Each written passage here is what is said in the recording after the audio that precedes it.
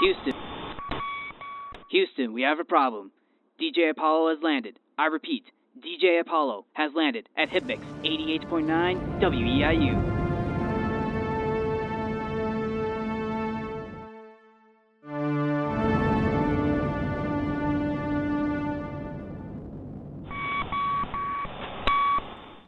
Welcome to the Tales of Music and Film podcast. I am DJ Apollo, and today we are back on the topic of music, and particularly the grunge era.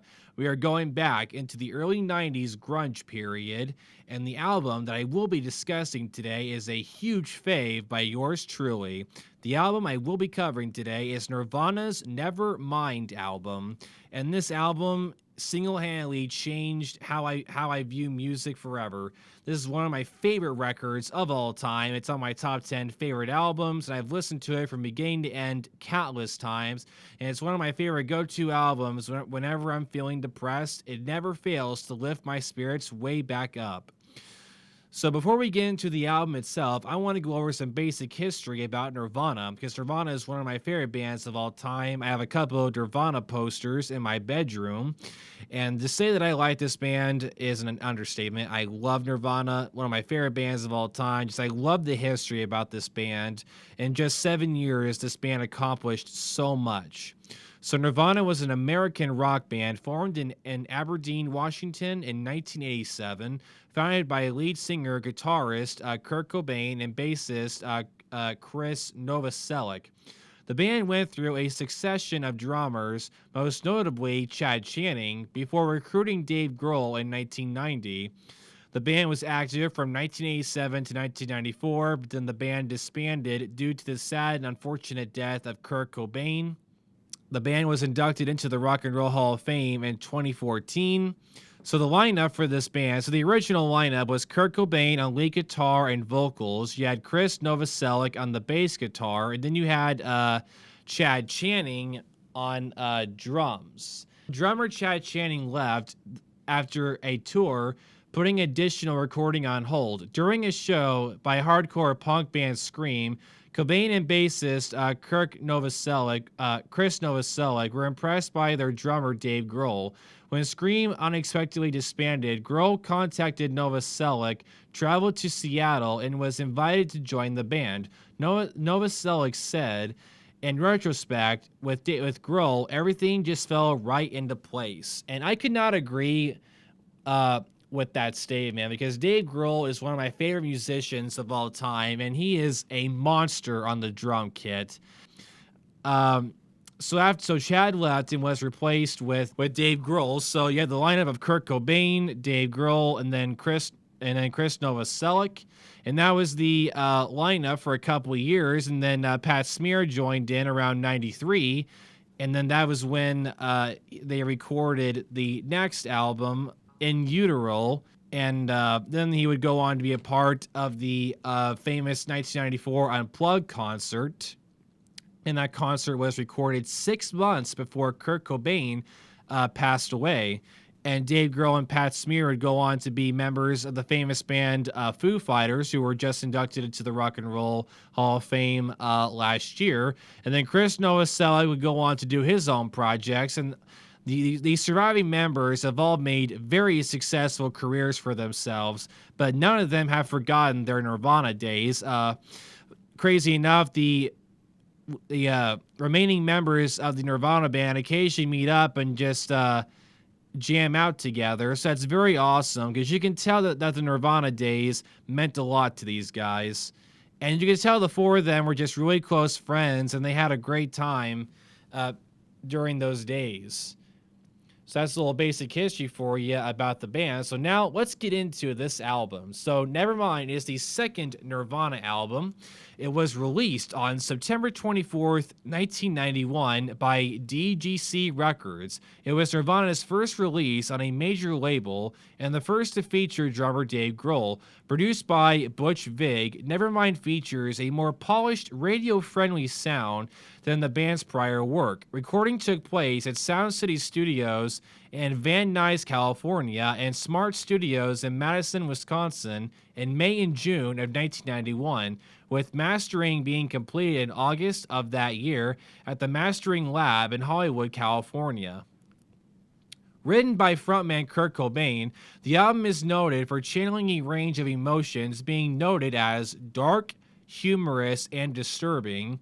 It also includes anti-establishment views, sexism, frustration, alienation, and troubled love, inspired by Cobain's broken relationship with Bikini Kill's Toby Vale. According to Cobain, the sound of the album was influenced by bands such as the Pixies, REM, the Smithereens, and Nirvana had other bands that they were really big influenced by, such as the Dead Kennedys and REM as well. So the band had a lot of acts that they were influenced by, and while the album is considered a cornerstone of the grunge genre, it is noted for its musical diversity, which includes acoustic ballads, Polly and Something in the Way, and punk-inspired hard rock such as Territorial Pissings and Stay Away. So this album is crammed full of amazing songs, which is the next thing I'm going to get into. So these songs for this album, so the album features 12 tracks, and the ones that really stand out, so you have Smells Like Teen Spirit, In Bloom, Come As You Are, Lithium, Polly, Drain You, Stay Away, On a Plane, and Something in the Way. Those are among the ones that are very well known among us music fans. Those are the ones that really stand out. And the first song, Smells Like Teen Spirit, is the most obvious choice. It's one of Nirvana's most played songs on the radio.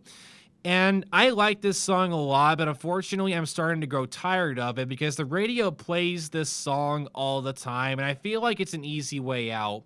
The band has such a huge catalog of hits just off this record alone, so I'm wondering why the radio never really plays anything else off this record, like Something in the Way or On a Plane, Drain You. Those songs are incredible as well, and they deserve recognition. But It Smells Like Teen Spirit is a cultural success. It's featured in all kinds of stuff, and it's been a huge hit on YouTube with millions of views. And Kurt Cobain actually did not like this song. He did not understand why it was such a huge hit. I don't think he played it live very often, and he did not like this song whatsoever. And funny story, the band was going to do a live show at it was a TV appearance, and they purposely played the song in a very bad way. They played the guitars out of tune, and Cobain sang way out of key, and he sang with this more like deep voice thing. They purposely screwed it up because they did not like the song. So I thought that was pretty funny. You can find the performance on YouTube somewhere, and it's pretty funny. They made a good impression, I'll say that. Like it's funny. I love it. Shows you how big their sense of humor was. And the next song off of this album that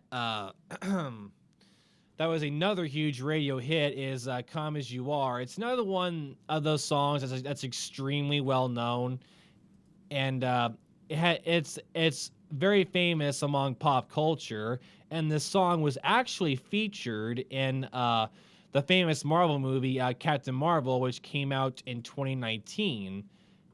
And fun fact, Nirvana took a lot of inspiration from another band. It was a band called Killing Joke, and one of their famous songs was called 80s, and it was off their album called Nighttime, which was released in 1985. And Come As You Are, the band literally took the main riff from the 80s song. Like, I want you to listen to 80s and then listen to Come As You Are. It's literally the exact same riff. It's hilarious.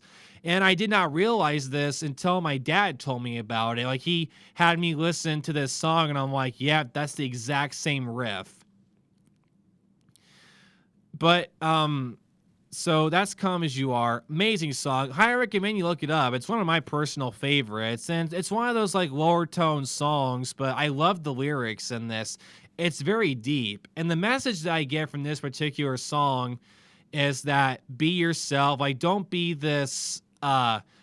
wearing this mask that society wants you to wear. Be who you are, and don't let society tell you what you can and cannot be. Like, that's the message I get when I listen to that particular song. And when I listen to Smells Like Teen Spirit, that particular song, like, I like it. It is played a lot, but I still like it. The message personally that I get from that song is, it's kind of like, don't waste your youth. Like, be yourself, do what you want to do, because you can only be a kid once. And so it's like, use your youth to your full advantage. Just have as much fun as possible. And that's the message that I get from that track. I mean, it's a good message, you know? It's like, don't waste your youth. Like, just go out and have fun. Like, if you want to hang out with friends or go to a party or something, like, go do it, you know? Like, you're not going to be very young forever. So, I mean, I think that's a good message to send to younger people, you know? It's like, enjoy life. So, that's a personal message that I get from that particular song. So, further on the album song list, we have Polly. Now, this is a song that I was really wanting to discuss because this song really stands out. And it's one of Nirvana, it's regarded as Nirvana's darkest song they ever wrote. So, the story behind Polly, it's track number 6. And listening to this album, it's like, imagine this, right? First 5 songs, they're all grunge era, heavy guitar, heavy drum, bass play with dark meaning lyrics. You're just listening to that. You cut to this track, it's just an acoustic guitar played by Kurt Cobain. There's an occasional bass portions by Novoselic, and then Dave has an occasional cymbal hit, but there's no drums on this. It's just Kirk playing this really beaten up and old acoustic guitar that apparently was held together by duct tape that Kirk bought for like $30 at a guitar store or something. Like, this thing was barely held together, but he was looking for this really like haunting sound. And with this guitar being so old and being barely held together, it has this sound that I've never heard on any other acoustic guitar. The sound he was able to capture with that acoustic is so spooky, you know? It's extremely haunting, and it makes you feel uncomfortable with the sound. It's just like horror movie vibes, and it works. That sound, like, it stands out from the other songs. It really does. And the tragic story behind this song is that, so it's based off a true story, and it's about a real life event that happened. It's about a girl whose name was Polly. She was a teenager, and she was at a rock concert at the Tacoma Dome in 1987, and on her way home, she was abducted by a man named Gerald Friend. Friend had been convicted of a similar offense in 1967, but 20 years later, he was on parole. It was reported that he abducted Polly, took her back to his home, and where he repeatedly raped her and tortured her with a blowtorch. And while he was doing all this, he had her suspended from the ceiling. Polly somehow managed to escape, and Friend was arrested and jailed for life. Good riddance. And Kirk had read about this event in the newspaper, and he wanted to spread awareness for events like this about women being abused and raped. He wanted to raise awareness about this, so that's why he wrote this particular song, raising awareness for this kind of thing, because at the time it wasn't really talked about too much, and Kirk thought it was a very important topic to be discussed, which I totally agree with. I think music is one of the best ways to raise awareness towards certain topics. Music is one of the best ways, and it really speaks to people, and it really helps open their minds on subjects they didn't really think about before. And I think he did it with this song. Every time I listen to it, it's not like I'm enjoying it.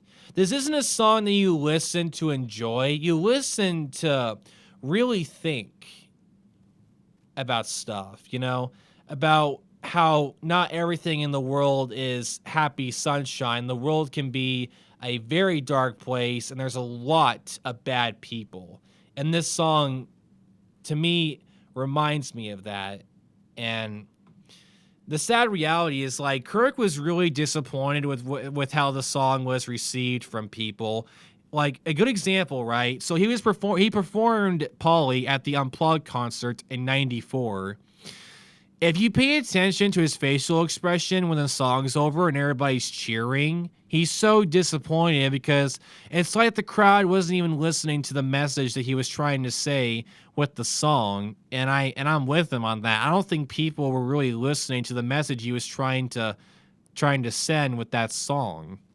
But that is the history behind the track Polly.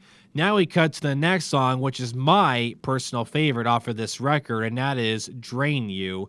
Drain You is a 5-6 minute masterpiece. This song is grunge at its pure finest. I love the guitar play on this, Dave's heavy drumming, and Novosel's guitar play. His bass guitar play is incredible. This song is so underrated, and I don't think people talk about it enough. I love this particular song. And this was this was Kurt Cobain's favorite song off of this album, and he loved performing it live. And he wanted this song to be the band's take on Won't Be Fooled Again by The Who. Dave said when they were recording it, Kirk said, this is going to be our Won't Be Fooled Again take. Because the reason he said this is because what Drain You does, right? So you have the first 2 minutes of the main song playing, and then it goes down into like this lower tone where you have the guitar play, Dave's drumming is kind of softer touch. So, and Kirk goes into like this lower tone, right? And it goes on like this for about a full minute, right? And then the song slowly builds back up again, and it's way more loud than it was the first 2 minutes. And I love it when songs do that, where they has the main chorus, goes to a lower tone, and then it just builds back up again. I love it when songs do that. The build up is so cool. It's like you're witnessing a movie scene in the form of a song. It's so cool. I love the build up. Gets the adrenaline going, that's for sure. Amazing song. Highly recommend that you look this track up. It's worth your time. Amazing song. And the next one that I want to talk about is another underrated song that doesn't get talked about too much, and that is On a Plane. It's on the same level as Drain You, in my personal opinion, where it really stands out. I love the way Kirk sounds on this. I love the way his voice is. I love how when he yells the lyrics in some portions. Very amazing. I love the lyric play on this. It's also worth a listen to, and it doesn't really do what Drain You did, but it's still a very catchy song, and Kirk also did this one at the Unplugged concert as well. And that is On a Plane. Good track, and one of my personal favorites. And that leaves us with the ending song. And this is one I've also been really wanting to get into. It's the second ballad song, Something in the Way. So this song has gained huge popularity recently due to this song being featured on the new Batman movie by Matt Reeves. The Batman stars Robert Pattinson as the famous crime detective, and this Something in the Way was featured in the trailers and in the movie. And Cobain wrote Something in the Way about his life. He talks about living under a bridge, which he claimed happened when he got kicked out of the house it had to live under a nearby bridge. He expresses his feelings and emotions by saying something in the way. He thought everything was in the way every time he tried to feel better. So that was his inspiration for writing this particular song. And I thought it really fit the new Batman movie's theme about how harsh life can really be, how people don't understand you, and you feel like you're truly alone in this world and that no one gets you. And this song really stands out to me because like the sound on this album, on this song, is so extraordinary. I love the acoustic guitar play, and Dave Grohl does this softer drum play. And the most haunting thing to me about this song is the way that Kirk sang this. He sings the main chorus in like this lower tone voice. When he sings this, he sounds like he's just in total pain, like he can barely like say a word without being in so much heartache and pain. And it's really haunting, and it really stands out, and it really speaks to you. It's really haunting yet again. Like he does the lower tone on the main portions, and he raises his voice a little bit when he says something in the way. Then he does this like humming noise as well. And the song also features cello play too, and it really adds to the song. It's so good. And what I like about this album is like it ends with this song. It's not like most albums where it ends with this giant like grunge song. It ends with this acoustic ballad about the hard realities of life. It's like leave it to Nirvana to end their album like that. This song was the perfect choice for the Batman movie. And fun fact, the viewings for it have skyrocketed on Spotify. And this song was also performed at the Unplugged concert as well.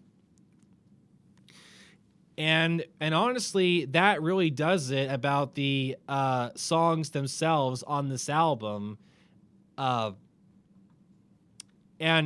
Nevermind became an unexpected critical and commercial success, charting highly on charts across the world. Like, by January of 92, it reached #1 on the US Billboard 200 and was selling approximately 300,000 copies a week.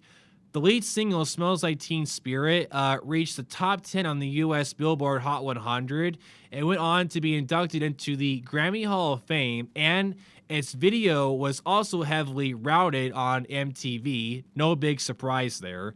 3 other successful singles were released, which were Come As You Are, Lithium, and In Bloom. The album was voted the best album of the year by Paz and Job Critics poll, while Smells Like Teen Spirit also topped the Single of the Year and Video of the Year polls. The album also generated, the album also got the band 3 Grammy Award nominations and total across the 34th and 35th Grammy Awards, including Best Alternative Music Album. And this album sent Nirvana into high mainstream fandom. Like, after this album, man, they were one of the most successful bands in the world at that particular time.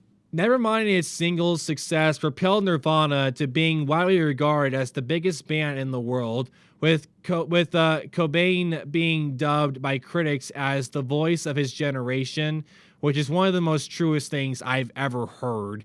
The album brought grunge and alternative rock to a mainstream audience while ending the dominance of hair metal. Like, the minute grunge started, the hair metal era died instantly. It also drawed in similarities to the early 1960s British invasion of America popular music. It is also often credited with igniting a resurgence of interest in punk culture among teenagers and young adults of Generation X. It sold more than 30 million copies worldwide, making it one of the best-selling albums of all time.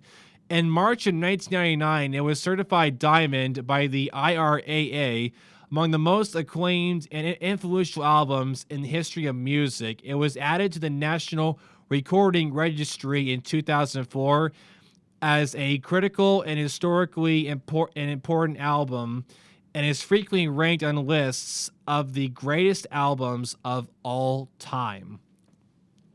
So, like, is there anything else to really say about this album? It's like, to say it was a success is an understatement. Like, the impact this album had on culture and our society was unreal. And what's crazy is, like, the album only had a budget of $65,000, and just crazy stuff. It was in the Nirvana recorded the Nevermind album at Sound City Studios in Van Nuys, California, in May and June '91. And fun fact: to earn gas money to get to Los Angeles, Nirvana played a show where they performed "Smells Like Teen Spirit" for the first time. The band sent vague rehearsal tapes prior to the sessions that featured songs recorded previously at Smart Studios, plus new songs including "Smells Like Teen Spirit" and "Come As You Are." So there's some more cool facts for you. And yeah, that's the review of the Nevermind album. I hope you really enjoyed this. I had a great time talking about it. I love this album. It's one of my faves. And just getting to talk about it and express my love and gratitude for this album is such a dream come true. I hope you enjoyed this recording, and I will see all of you in the next one. This is DJ Apollo here on the Tales of Music and Film.